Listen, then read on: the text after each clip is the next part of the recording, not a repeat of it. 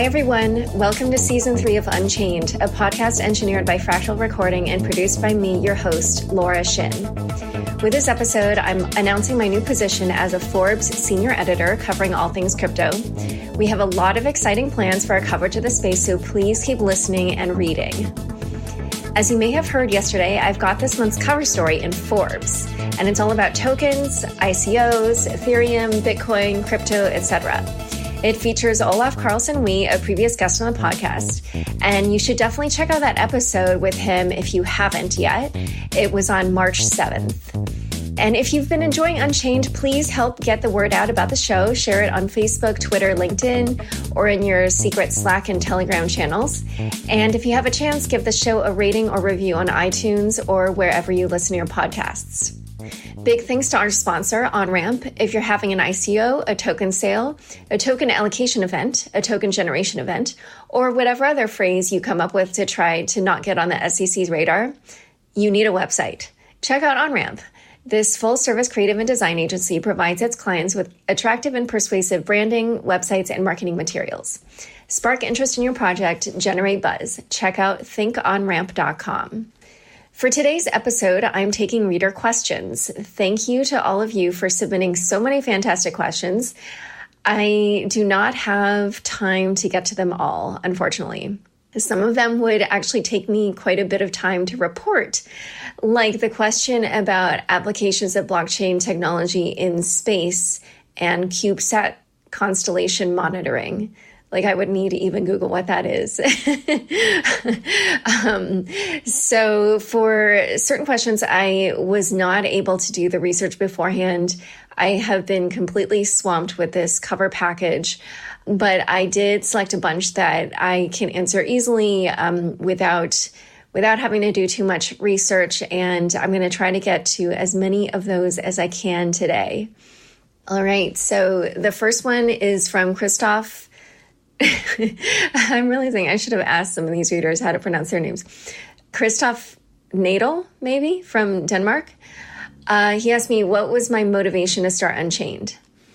Okay, so when I started it last year, roughly a year ago, I'd been covering it for a year, and I could see that there was more demand to learn about blockchain technology generally and about crypto as well. I had also seen that a whole bunch of really big companies like, Microsoft and Deloitte and IBM and, just like these huge companies were pursuing blockchain and not only even technology companies, but, companies in other industries were realizing that this technology could help them as well, speaking of space technology, as I mentioned before, I had seen, I think like DARPA put out some kind of RFP regarding stuff like that. And, I saw health companies were starting to be interested in it. So I started thinking, hey, there's probably employees at these big companies that are going to be interested in learning more about this technology. And I had also noticed that in my own articles about Bitcoin, people were interested in investing in it. And so actually, this is another early episode that you guys should check out. One of the very first episodes I did was with Chris Bernisky and Adam White of Coinbase. Chris at the time was at ARK Investment Management. And it was about this new asset class, which now we're seeing really, really take off. But, back then they had written this white paper that was about Bitcoin representing a new asset class, and they analyzed it from all of these different perspectives. Some of them were ways of analyzing that were kind of transferred over from the traditional finance world, and then some others were kind of new ways of thinking about this as an asset class. And so we actually dived into that pretty deep in this episode that was roughly from a year ago. So anyway, all of this goes back to, my motivation of starting Unchained. when I realized that there was probably demand for this type of information, I also did a quick study of the existing podcasts and noticed that a whole bunch of them were targeted kind of more at people who were already familiar with a space. And I realized that with this type of technology, you cannot assume, and given how small the space was at that time, I realized that there would be room for a podcast that did not assume people knew a lot of, kind of the terminology or even the history. So I decided to start a podcast. And by the time I started it with Forbes, which I knew would also kind of bring in more of a general audience and sort of kind of like signal to potential listeners that, hey, this might be a little bit more user-friendly for you than, something that obviously has kind of more of a technology focus or is more for technology insiders. So he had another question. What were the two most defining decisions you took to get to where you are today, both pre-Forbes and in your career progression at Forbes?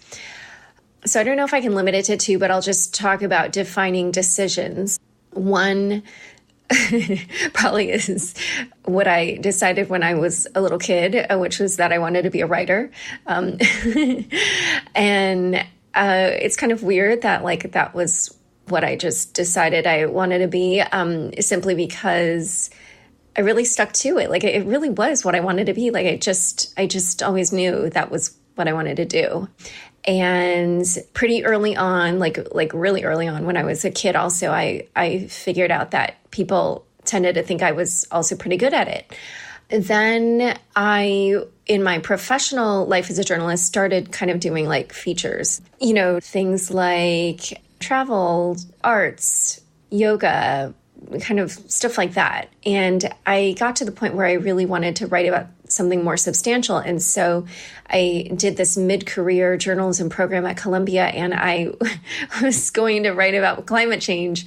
But then I graduated in 2008 when not only did the journalism industry shrink by like 22%, but then on top of that, many, many, many publications got rid of their science desks altogether. And because of the recession, they were like, we're not really going to focus on climate change. So anyway, a few years on, I did get back into journalism, which was great because for that period, honestly, I felt this kind of like inner desperation, thinking like, I know if I got back into journalism, I could do it well, but there were just basically no opportunities.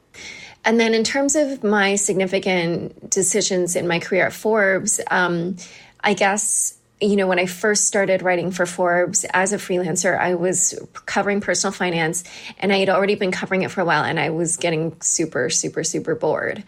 And I wanted to write about something different, but it's not the easiest thing to switch like that. But the editors basically knew, that I was kind of hungry to take on something new. And so they had this idea to do the Forbes FinTech 50 list. And they asked me to lead that list with another reporter, Samantha Scharf. And so now she and I have managed that list for 2 years running. And the first year, she and I split up the list in categories, and I took digital currencies. And then, as everybody knows, that's when not everybody knows this, but, everybody in the space knows that people fall down the rabbit hole. And that's when I fell down the rabbit hole, and I have not emerged since.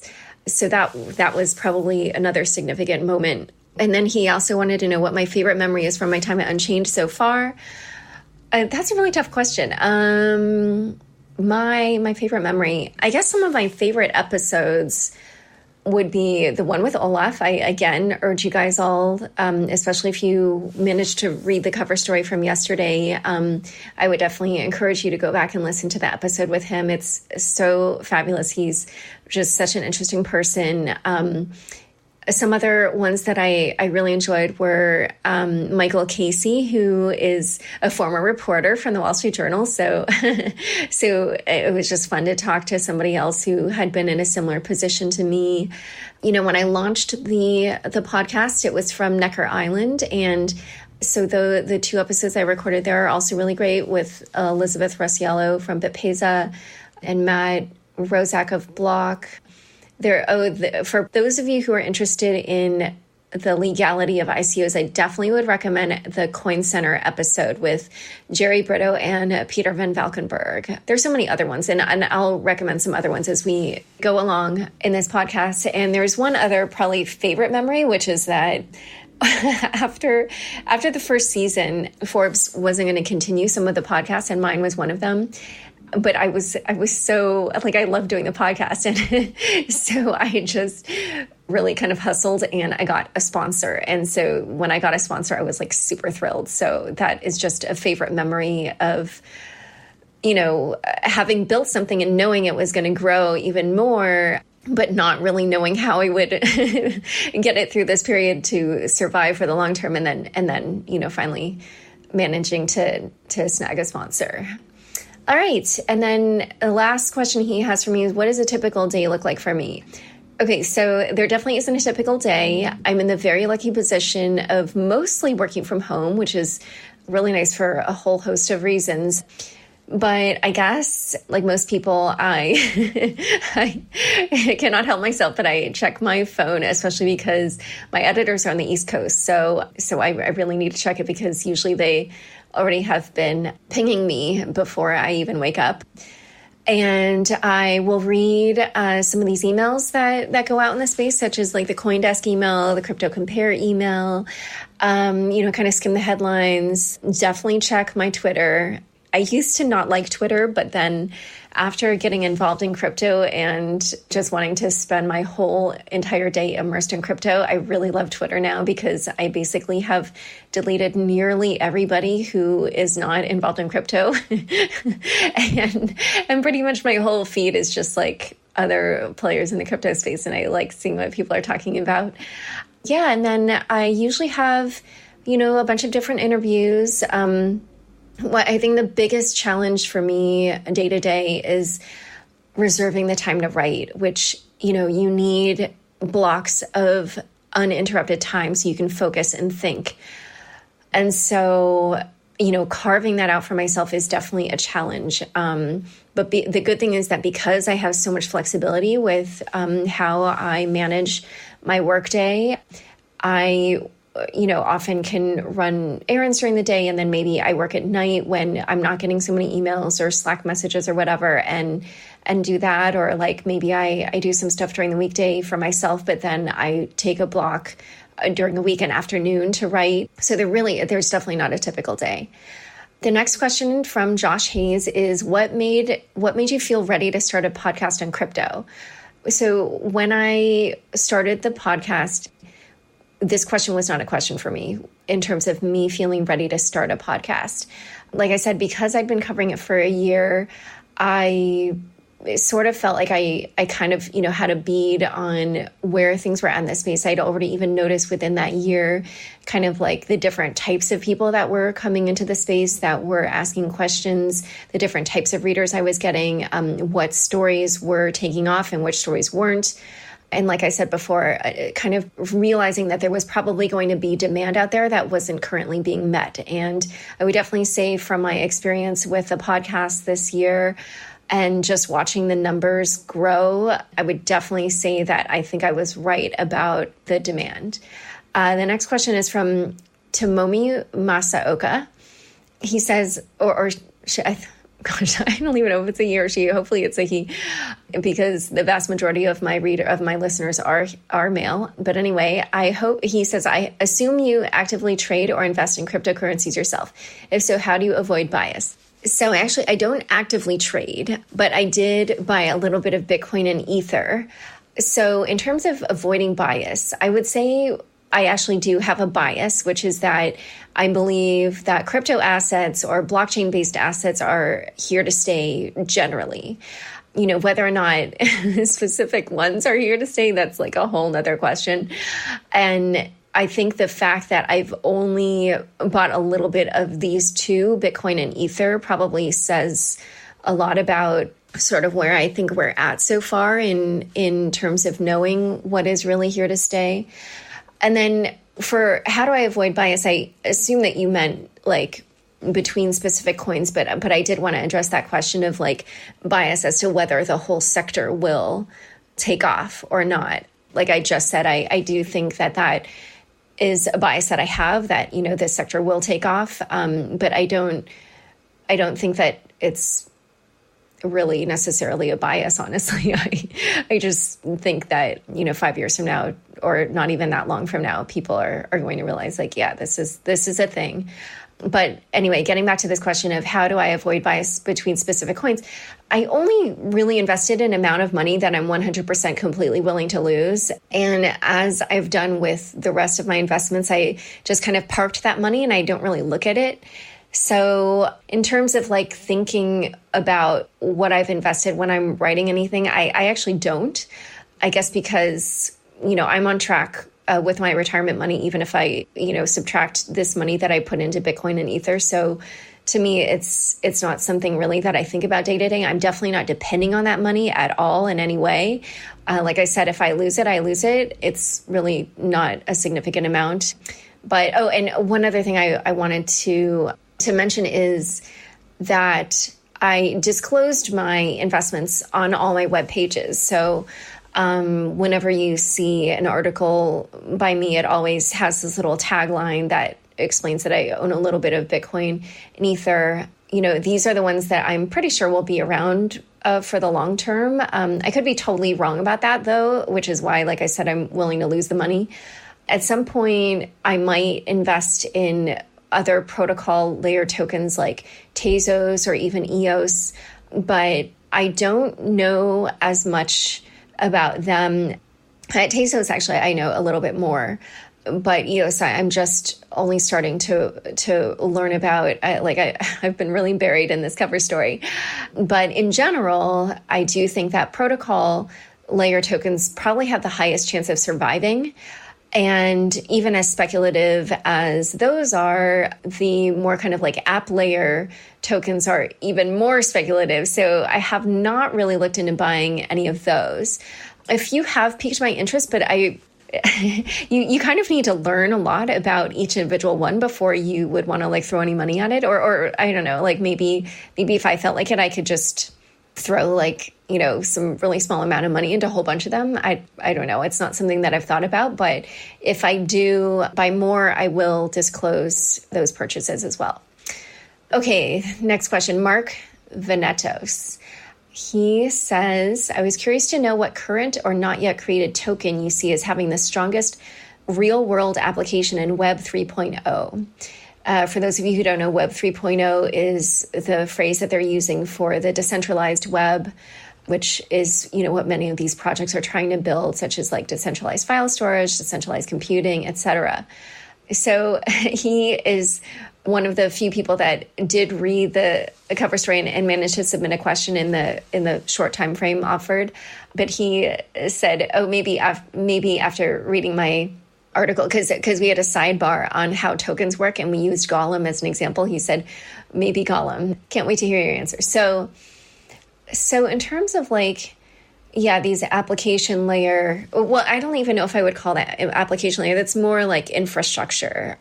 But I definitely would say these infrastructure coins probably do have a much stronger chance of surviving long term. So those would be GNT, which is the Golem Network token. Other ones that fit this bill are the storage tokens like Filecoin, Siacoin, or Storage.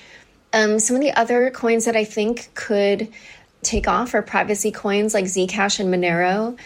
I do think essentially, like if you just think about how cash is used and how it's been useful, throughout, I could see how having privacy would be something that people would value and find utility for. They're already finding utility for it in maybe illicit activity, but as we've seen from JP Morgan Chase's interest in the technology behind Zcash, financial institutions also have an interest in that technology. So I could see privacy coins also taking off. And then when I was talking about the protocol layer tokens, the three ones that I mentioned, Ethereum, Tezos, and EOS, they're all protocol level tokens. So, those are kind of like base layer tokens. And I do think that those have the biggest chance of being really widely used. So the next question is from Nora Ajar. And this is a question I love. Blockchain looks like a Ponzi scheme. Why does it have any value? So I totally get the Ponzi scheme thing. There is something a little bit weird about crypto in the sense that, if you have not seen Olaf's talk at Consensus, I highly recommend that you dig up this video online and watch it, because he sort of gets at this in his talk. This is actually a point that I had made in the original draft of my cover story, but it got cut by the end. But so the way that he described it was, he was like, people in crypto are really, really, really into whatever crypto they're into. So let's say like Bitcoin people, they're really, really, really into Bitcoin, or, Ethereum people, they're really, really, really into Ethereum.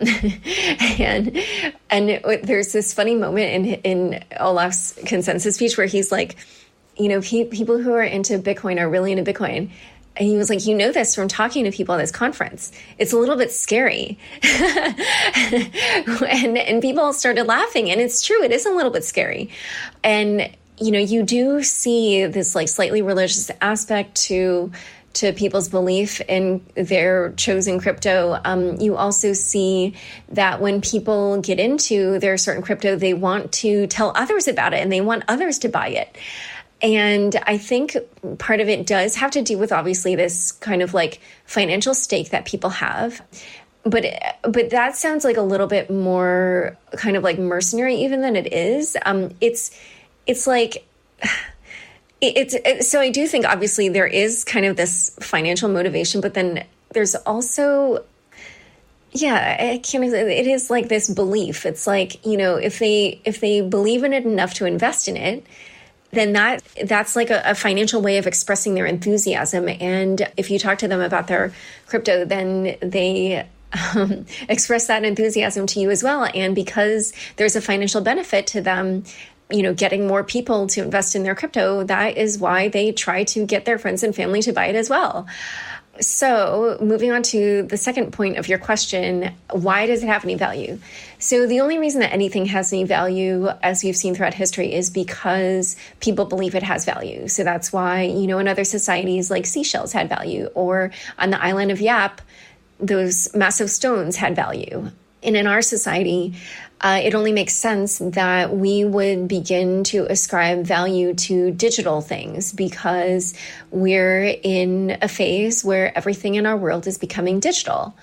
So in terms of kind of like how we figure out what the actual value is of any of these things, just like a really, really simple example for thinking about it is if you look at Bitcoin. And early on when I started covering this space, there was this analyst at Wedbush, Gil Loria, who would put out these reports. And there were other similar ones that have been coming out more recently. But his kind of were the first that I became familiar with. And they would sort of break down an analysis of how we might project the future price of Bitcoin. And he would basically kind of break it out into the various different ways it might be used and project the demand for all those different uses, and then add that all up to come up with a price at some point in the future. And the way that he was calculating it was based on existing demand for those services. So like an example would be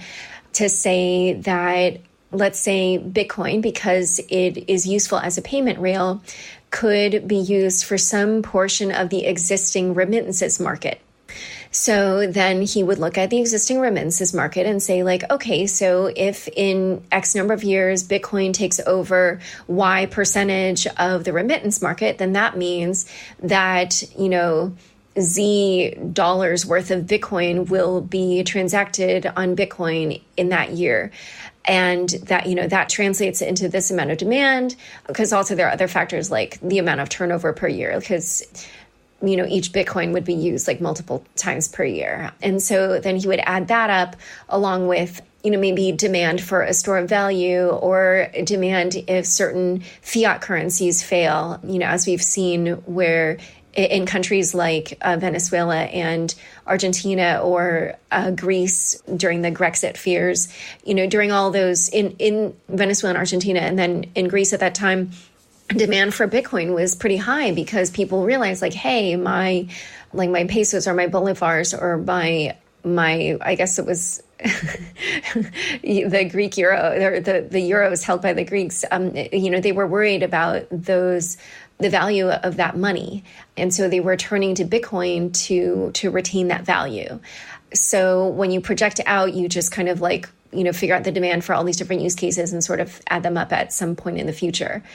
And you can basically do the same calculation for something like Ethereum with, demand for Ether, and then do the same for, like the decentralized computing or decentralized storage industries. And right now, probably the values maybe that we're seeing of these tokens are definitely beyond probably what we're seeing in the actual demand for usage, which is because people are speculating on future demand.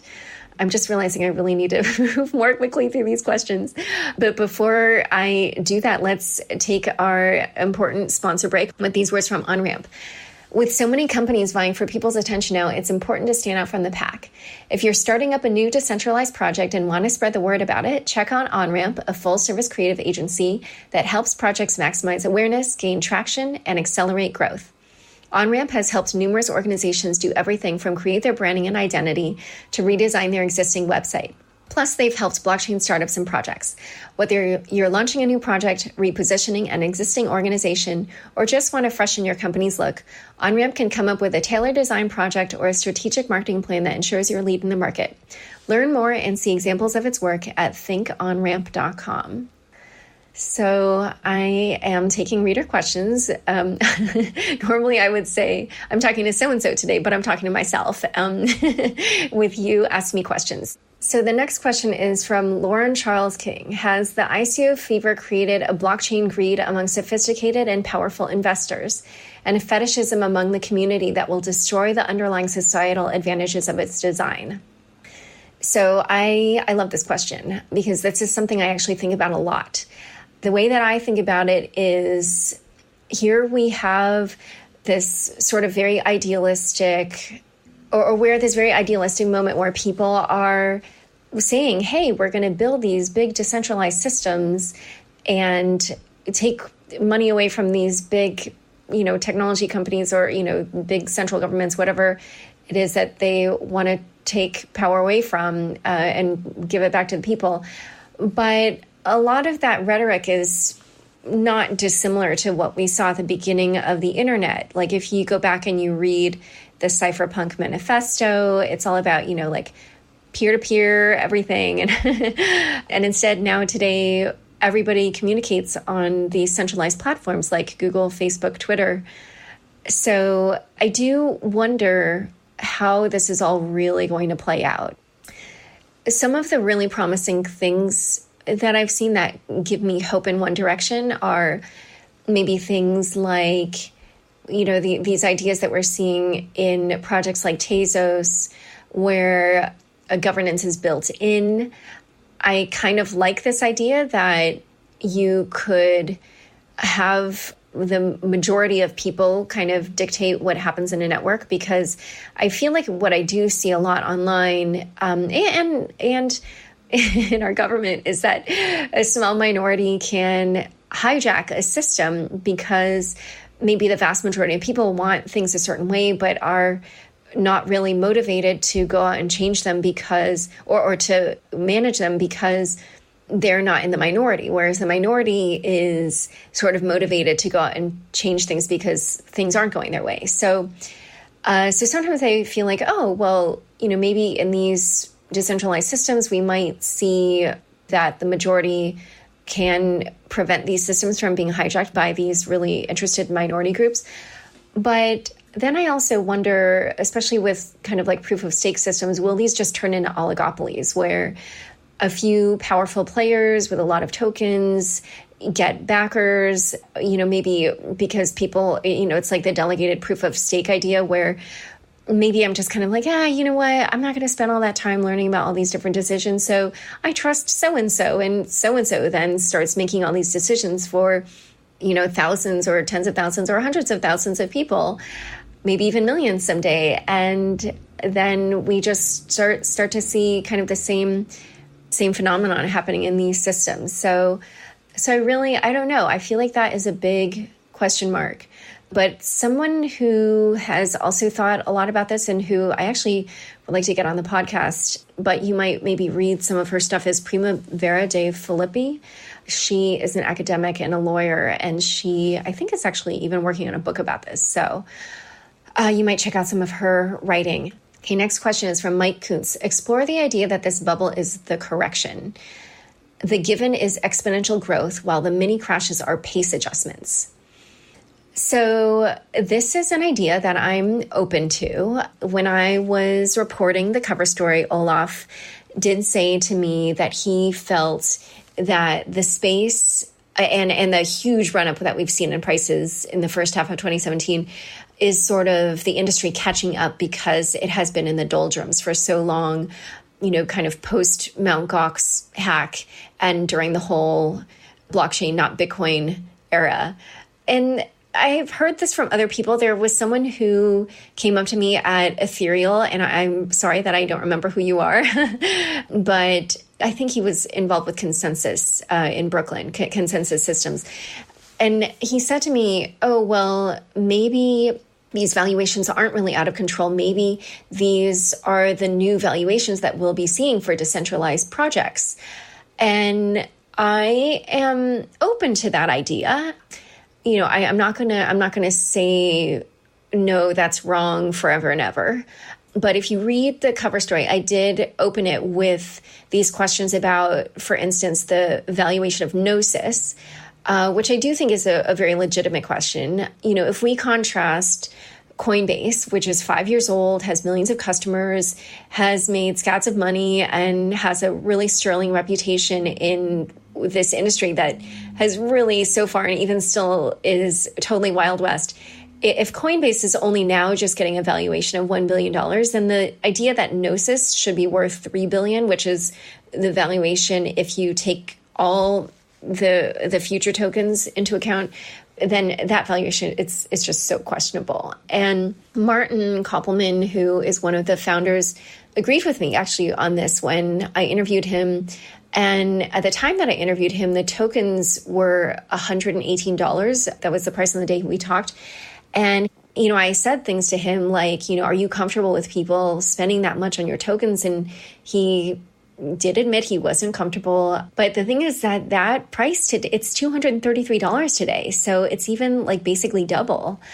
However, he's not here to talk about this. In what he did say to defend himself, and this did get cut from the story, is he talked about how they reserved a huge portion of the tokens in order to foster development on Gnosis and to reserve that to make sure that the project succeeds. I do think that then Gnosis runs the risk of being classified more like a security, at least according to the Howey test, which as I mentioned, we went into kind of in depth in the Coin Center episode. Yeah, because that is one of the prongs of the Howey test, which is, whether or not the value of that asset depends on a small group of people. And so you could argue in the case of a project where they haven't released that many tokens and they've reserved so many that are kind of in their control that, maybe it is more like a security. Anyway, that was how he described kind of like why he felt still that the way that they had conducted their auction was actually a good idea, even though he did feel that, later on with the price that it was trading out on exchanges, maybe that wasn't really the best price for people to be buying it at. However, one last thing that I did want to say about Martin is I really think that he's a class act because after we had that really tough interview, I got my new position at Forbes and I sent an email to a whole bunch of sources telling them about my new role. And he wrote back a congratulations and said that based on how I grilled him, it was well-deserved. So I thanked him for understanding that my role in this community is to ask people tough questions, and I was just doing my job. But back to your question about exploring the idea that this bubble is the correction and that the given should be exponential growth and many crashes are well, you wrote pace adjustments, but now I'm wondering if that's autocorrect and you meant price adjustments. So I am open to that idea. However, as you saw in the cover story, we use the word bubble liberally in the tagline and in the story itself. And I do still think that many of these tokens will lose value. Not all of them will succeed. A lot of people are going to lose their shirts. Many people already have. I didn't get to write about some of the stories that I uncovered of people losing quite a bit of money, but that has definitely happened.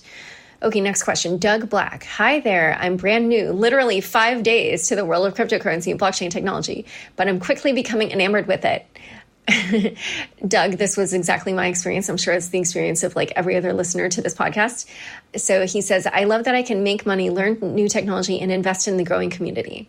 And he asks, for a person new to blockchain and crypto, where do I start? Where do I start in investing or mining? Where do I start in learning to develop for the blockchain? And I'm going to lump this together with another question from Alex Kluyev, who asks, aside from your podcast, what are some basic resources where beginners to the space should start to learn about the technology, the people involved, and potential opportunities for entrepreneurs? So a few of the good resources for technology, I would say, or just kind of to get your bearings would be obviously the Bitcoin white paper. That's probably the first place to start.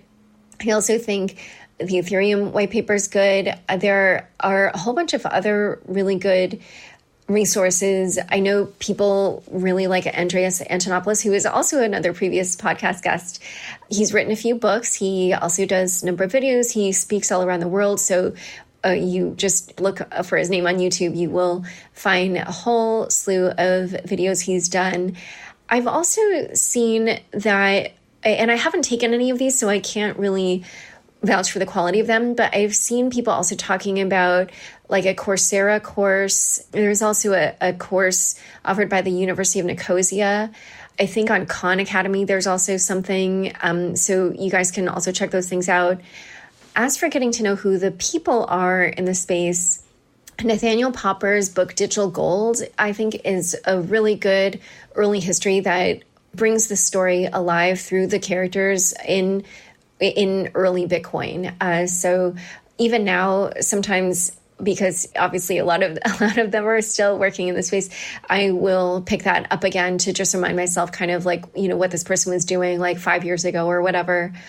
Other places where I would look to get to know the characters are Twitter is a really big one where, you kind of follow all the right people and you start to get to know them just from seeing them regularly in your feed.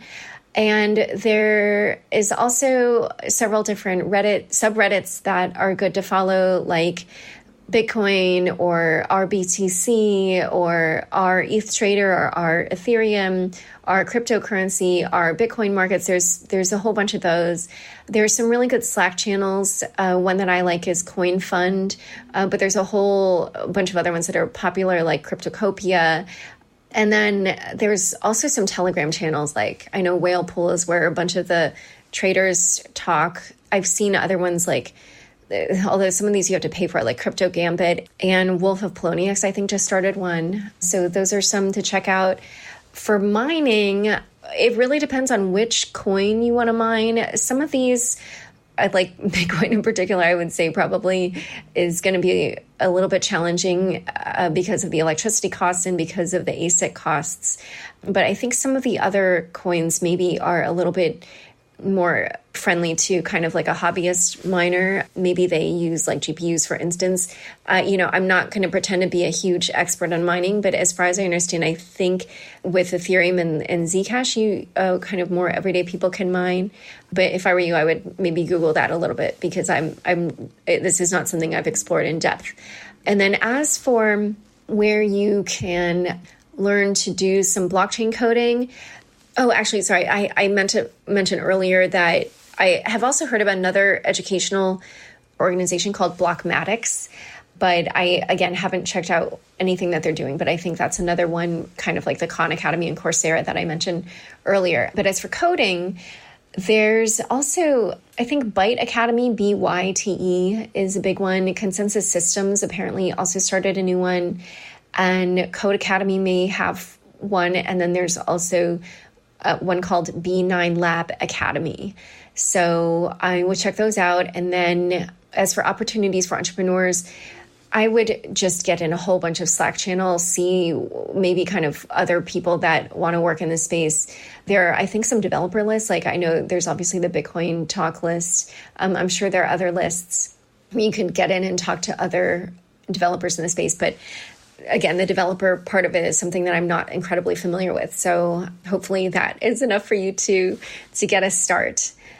All right. Next question is from Dawn Casey Rowe, and I'm super excited to have a question here from a woman. She says, "What are the top things beginners do wrong regarding security?"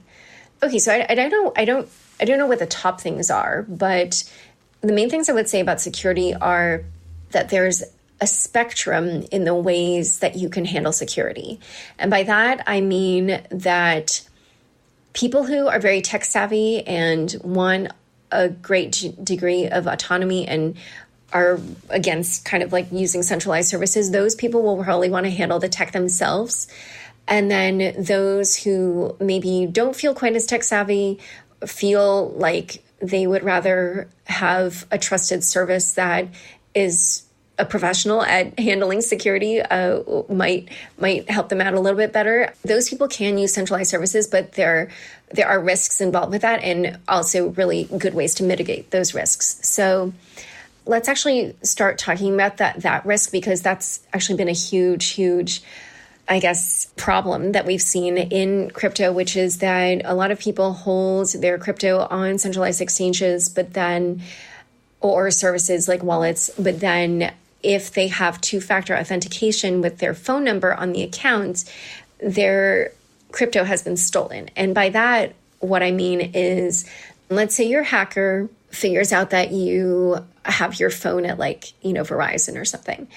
The hacker will call up Sprint and pretend to be you. Maybe they've figured out your birthday from online, or they know your mother's maiden name or whatever, I don't know. And they convince Sprint that they're you, and they say, hey, I want to port my number, which means, move it to another carrier. I want to port my number from Verizon to Sprint. And then Sprint goes to Verizon and it's like, hey, Dawn wants her phone number over at Sprint now. Give it to us. And Verizon hands it over, and Sprint now has handed your phone number over to your hacker. So your hacker then goes to, let's say, Coinbase.com or Google.com or Twitter.com or Facebook.com or Chase.com or whatever, and types in your email address, but then hits forgot password. Then the service will say, can we send a code to your phone? And then that hacker will get the code sent to what is their phone. It's no longer, because your number is now associated with their phone. And then they will proceed to change your passwords on all these accounts and lock you out. And then maybe they'll move your Bitcoin or your Ethereum or whatever. And then you're totally out of that money, because as you probably know, transfers on blockchains are not reversible unless the person who's received the money actually just sends it back. So what you would do then is if you want to use those services, because maybe you don't trust yourself with hardware wallet or a paper wallet or whatever, you would instead use Google Authenticator on your phone, which is an app that generates codes. I think it's like every 30 seconds or something. I'm actually not sure over what span of time, but then instead of having a code texted to you, you just pull up the Google Authenticator app, and you can create different codes. So like you can create one for your Gmail, one for your Coinbase, and one for your Twitter, and one for Dropbox, whatever. Then every time you log into one of those accounts, it will ask you for your code from Google Authenticator. So that's one option. Another is to use something like a YubiKey, which is a physical device that you can put into the computer that tells the computer, hey, it's really me because I'm the only person that owns this device. So that's kind of a way of managing that. Another way that people do it on centralized services is to do multi-sig, where it's kind of like if you maybe are like a CEO or XO, and you want to make sure that checks don't go out for more than $10,000 unless 2 out of 3 people in the C-suite have signed off on it. That concept is what applies here for multi-sig. So you can also do that. And then if you want to manage the tech yourself, you can get your own hardware wallets like Trezor or Ledger. You can actually even create a paper wallet where you put your address on a piece of paper and send your coins to it. If you do that, though, then obviously you would want to probably create multiple copies of this and locate them in different geographies and in places where you know they are secure. So you could do something like a safety deposit box at a bank or multiple safety deposit boxes. But that, I would say, is probably a way of handling it yourself, which, and one other thing I wanted to say about that is just that some people will make this choice based on whether or not they're actively trading their crypto or not. So if you are actively trading it, then you probably don't have much of a choice but to keep it on an exchange. But if you're not, if you're just sort of buying and holding it, then managing the tech yourself is probably, something that you might prefer to do. So you also asked about security without having to be a career hacker. And I just wanted to use this as a jumping off point to talk about the numerous scams that we're seeing in the space. I personally have also been targeted by these scams, or I've seen them in some of the Slack channels. You should always, always, always type in the URL yourself and double check it and make sure that you've typed it in correctly. Don't click on links that come through like Slack channels or to your email. I have received emails from what looked exactly like an official Coinbase email. I don't remember what it said, but, it was kind of like, now that I think about it, I think it said, hey, somebody's been trying to access your Coinbase account. Make sure that nobody's got your password and click here to enter your password and secure your account, or it was something like that. And I was like, oh my gosh. And I clicked, and then I was kind of like, wait. And indeed, I was clicking on Coinbase, COLN base. And then the other one was, it was very clever. I don't remember, but so one used, and the other was Cion base, CION base. And then I've seen other ones in Slack channels. I saw one the other day where it was saying that an ICO for something called Pillar, PILLAR, that there had been a scam going around where, because these are sans serif fonts, which are the ones that don't have the little serifs on the letters. And so the scam had put in a capital I in place of the lowercase l, to get people's ether, I guess, sent to them. And then another one that I saw was some kind of notice went out about how Brave Attention Token was having its follow-on ICO or something. And to be honest, my initial reaction was, oh my God, they already raised $36 million in 24 seconds and now they want more money. And initially I was outraged. And then I very quickly realized that it was misspelled and it was a scam. So anyway, okay, next question from Tony, who asks, what do you think about Ripple XRP? Do you think it will ever get to number 2 or even number 1? Oh, and then he also wants to know what I think will happen to XRP once Ripple initiates escrow. So the number one thing I've learned about covering this space is that predictions are just useless. I feel like the whole space every day is just so unpredictable. So I would never say never about anything, but I highly doubt that Ripple would ever get to number 1. I think there was a brief period when it was at number 2. I did talk with Chris Berniske about this, who is one of, if not the smartest people in thinking about the true value of these assets, one of the smartest. And he said that he felt what we would need to see in order for XRP to really appreciate is that the banks that are using XRP to do correspondent banking, meaning to do international wire transfers, that we would need to see them maybe start to hold some XRP in reserve for that purpose. And we're not quite seeing that yet. And I agree, Ripple For the last 2 years, I have put that company on the FinTech 50 list. I do really think that it's tackled a really smart use case, and it's been really smart in its strategy for getting these different partners on. And we're already seeing, it has these huge networks in Asia, which I think, will enable kind of like a lot of volume to happen someday. I don't know where it is right now. I haven't spoken to them in a while, but I think the fact that it's not as decentralized a currency as some of these others and is more kind of like this B2B play is going to mean that we're not maybe going to see the same kind of adoption that we will for a more kind of like true public crypto. And so, when you ask what will happen to the price of XRP once Ripple initiates escrow, which for those of you who don't know, Ripple, the company, realized that, once the market cap started going up, they realized that people might be a little bit nervous about the company's influence on the price because they have so many coins. And so they said that they were going to lock up a whole bunch in escrow and just release, like, I forget the amount, a certain amount every month.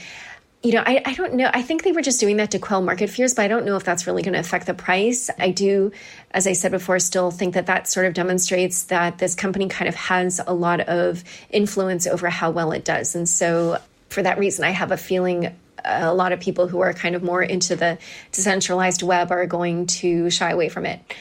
So then the next question is from Phil Ferraro, who asks, do you think that blockchain can be used in the future for political purposes, specifically at the local level?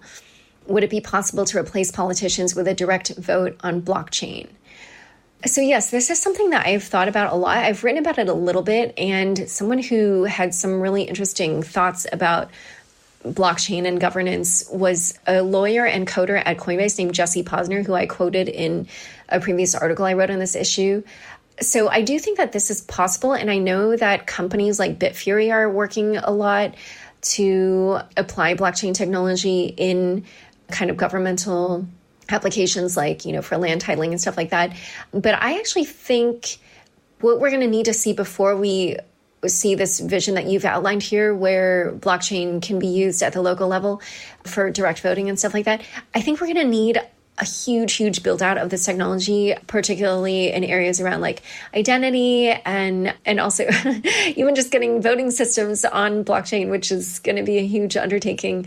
This is another episode people should listen to. Kathryn Haun talked about this kind of stuff in her episode, which was the last episode of season 1. So it was the 12th episode. She talked about how, I don't remember the exact number. It was several thousand, maybe like 3,600 or something. But if you look at even something as simple as like birth certificates, I think she said that there's 3,600 different ways that municipalities around the country structure them. And so there's all different kinds of standardization that's going to need to happen before we even get to this vision that you've outlined. So yes, but on a long time scale. Then you had another question, which was, you said, I have zero background in programming, but I would like to start educating myself or taking courses and reading books about this subject. I was reading a lot about new collar jobs and wanted to know if it's too hard for someone to start at ground zero and try and ready myself. Should jobs like that open in the future? Okay, definitely yes. As I mentioned earlier, there's a ton of resources for learning, and many of them are free. So definitely check out the ones I mentioned earlier. And I'll just tell listeners, you also did mention in your question that you have the kind of job that will ultimately be replaced by automation. So for that reason, definitely get on it now, especially because this, everything is just at ground zero right now. Everything's just starting to take off and it's all new. And William Mugiar, oh gosh, I don't remember. At some point I did a story where I used an estimate that he had, and I think he said it was in the low tens of thousands in terms of the numbers of coders there are. But, I do think that there will be a lot more demand, and there really is just not enough. There are not enough people who know how to do this kind of thing. So if you want to get started now and start educating yourself, I think it's a great time. Okay, we're sort of running out of time, but I'm going to ask one last question, I'm going to get to one last question, which is, the media seems to want to create a horse race between Bitcoin and Ethereum. Is this a fair comparison, or are the differences only meaningful to enthusiasts? So I do agree that this horse race idea between Bitcoin and Ethereum, it isn't exactly apples to apples comparison. In fact, for sure, it's not apples to apples. Obviously Bitcoin is more for payments and store of value, and Ethereum is for running smart contracts. So I think that both of them have carved out really smart niches for themselves that don't really compete with each other. And so it is kind of silly to say like, hey, like these two are competing, because they're really not. If anything, I would say like Tezos and EOS are competing with Ethereum, but not with Bitcoin. So whereas maybe something more like Litecoin competes with Bitcoin, or, Zcash or whatever, because those are cryptocurrencies. However, I think what is interesting about this, what you're calling a horse race, is that we did see that Bitcoin was the dominant crypto asset for so long. It was 90% of the whole market cap, 80% for just forever. And then it just started dropping precipitously so quickly. And so I actually did write an article about the first day that I saw Bitcoin representing less than 50% of all crypto assets, because that for me felt like a significant moment. And if we see Ethereum at some point overtake it, which people have been calling the flippening, I do think that will be a major story, simply because Bitcoin was the front runner for so long. And so anytime you see that narrative change, that's a significant moment. The fact that they're not exact competitors is, something important for people to understand, but just for also getting the big picture of how the space is changing, I do think it would mean something if the flippening does happen, which at the moment is less likely than it was like a month or so ago. Oh, and you had one additional question, which was, what does this mean for the consumer? You asked for my view on how consumers might be made to value blockchain recorded data more than they do via conventional means. And your example was that maybe at the supermarket, maybe somebody could see the provenance on their organic flour. And so you sort of ask kind of like how we might see people really understand the features of blockchain as opposed to a traditional database. And what I would say here is that I think we're going to get people to really see the value of blockchains maybe through these assets, as we're seeing now. I think people are getting that you can kind of trust digital assets, crypto assets. Obviously there's a certain amount of education that goes into that, but I do think people are seeing to understand that, noticing maybe how quickly they move compared to our fiat currency. I know that's something that I still get a thrill from every time I use crypto and just transfer it. And it's, even if I'm just doing things like moving it from wallet to wallet, like I find all that just so fascinating to see how quickly it all works. Another one I do think could also kind of bring that home to people is through identity. And obviously that's maybe not the sexiest thing for people to be using blockchain for, but I do kind of wonder like, hey, maybe people will like this idea of getting more control over their privacy. On the flip side, as we've seen in this digital era, people so easily sign away their privacy by clicking on the terms of and agreements for basically every single web service, and kind of like ignoring a little bit even the Snowden revelations, or not ignoring, but just sort of like moving on after that. So who knows, maybe those things actually won't really gain a lot of traction. Okay, so I had like about 5 million more questions than I was able to get to. I'm already a little bit over time, but thank you guys so much for sending your questions. And I'm really sorry I wasn't able to get to all of them, but you gave me great ideas for future questions to ask other guests and for future stories. So keep checking out my Forbes page, which is forbes.com/sites/Laura Shin. And I'll link to that in the show description of this episode. And don't forget that Unchained comes out every other Tuesday. Please share this podcast with your friends and on social media. And remember to review, rate, and subscribe to it in iTunes, Google Play, Stitcher, TuneIn, or iHeart. Thanks again for listening.